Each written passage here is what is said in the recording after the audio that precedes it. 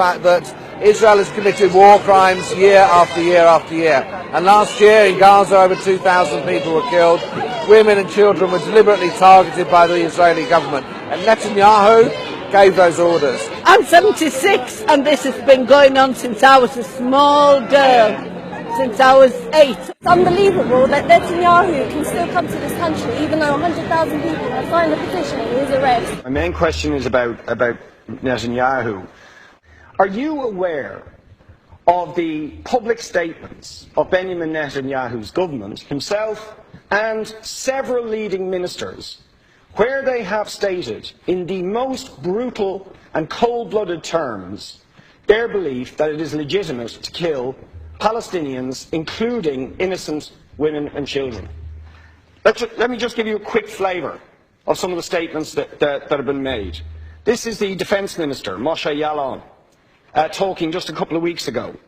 Israel is going to hurt Lebanese civilians, to include kids of the family. We went through a very long discussion. We did it then. We did it in the Gaza Strip. We are going to do it in any round of hostilities in the future. That's the Defence Minister. This is the Military Chief of Staff, Benny Gantz. The next round of violence will be worse and see this suffering increase. He headed up the military assaults on Gaza, the last two. This is the Minister for Education in the Netanyahu government. There will never be a peace plan with the Palestinians. I will do everything in my power to make sure they never get a state. He also said, if you catch terrorists, you simply have to kill them. I've killed a lot of Arabs in my life, and there's no problem with that.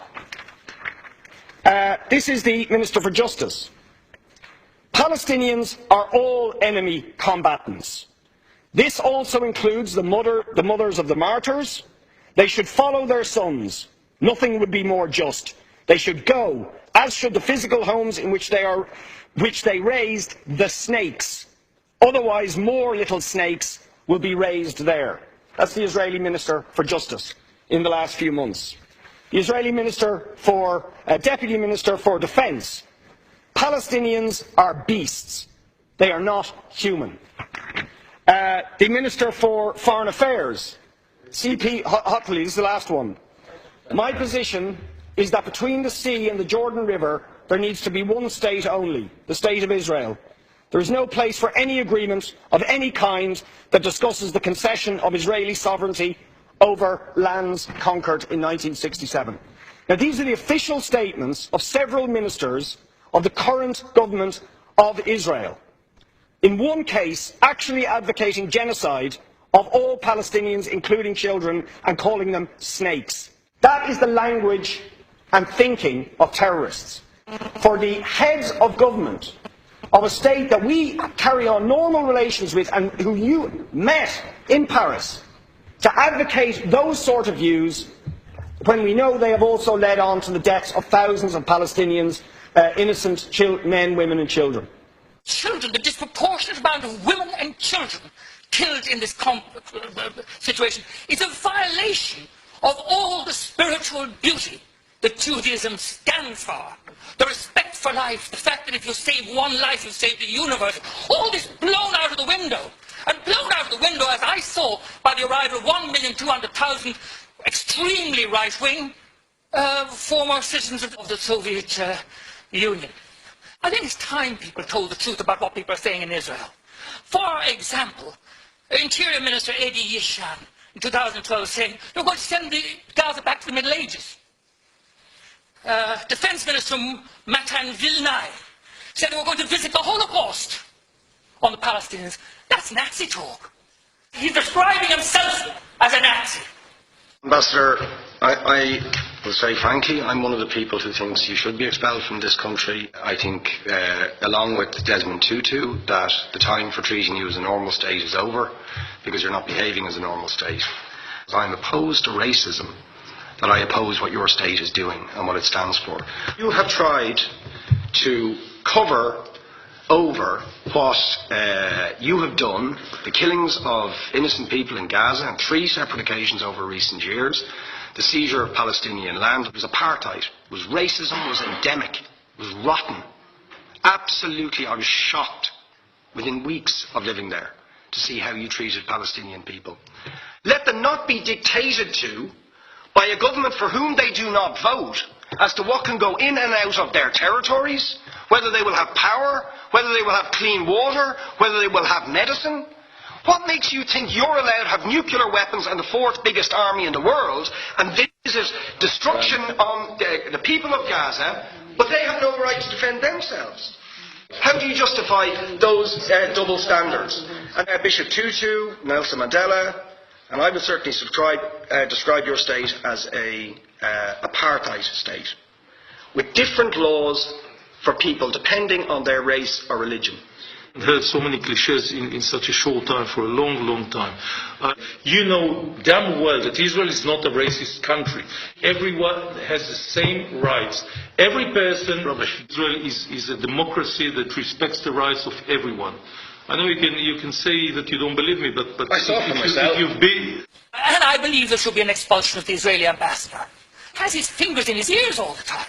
And he just repeats slogans. America has a shameful role to play in this. Israel could not get away with these disgraceful acts of international piracy and brigandage if it wasn't for the protecting shadow of the United States of America. And I condemn President Obama for his utter inaction. At the instructions of the Americans, we're prepared to boycott, to go in after the Russian banks, to do this, that and the other. And what do we do about Israel? We don't even mark a protest note with our vote in the Human Rights Commission of the United Nations. I think that's shameful, absolutely shameful. They've been directed there by Israel. The coordinates were given 17 times. How could anybody claim that they didn't know what they were doing? Israel's policy is shoot first and weep afterwards. Oh, did we hit children? What a terrible tragedy. Nobody believes you anymore. No point in having any kind of an alleged truce that only has one side in it. It was laughable, the rubbish produced by the Israelis, the Americans and the Egyptians. They didn't consult Hamas. I mean, that is just utter, absolute madness. And Tony Blair was involved in it. My God, that man is shameless, utterly shameless. He should keep his face out of the Middle East after what he and George Bush did. Very sad. I mean, I'm not anti-Israeli, I'm not anti-Semitic. I supported the State of Israel. But in the 40 years I've known the State of Israel and sometimes had a home there, I've seen it completely change. It changed from a left-wing, socially directed country to an extreme right-wing regime that is behaving in the most criminal fashion and defying the world and unscrupulously using the Holocaust to justify what they're doing. And it's time that rag was torn away from them. And with regard to Hamas, Israel created Hamas in order to split Fatah. So they're responsible. And I had that confirmed at the highest level in the foreign ministry in Jerusalem some years ago. I have to say it is astonishing to me that the West prates about democracy, but what self-respecting or sane people would allow their enemies to choose their government for them? I believe that the United Nations should accept full and permanent responsibility for the welfare of the people of Gaza. And if that means an international force going in, that's fine. The ESB, to rebuild the only power station in Gaza. I mean, cutting off the electricity to people who are squeezed into this appalling punishment camp. And then cutting back on the food imports and saying, and this is where I say it's nasty, saying they're placing the people of Palestine on a diet. What a contempt that shows for human beings.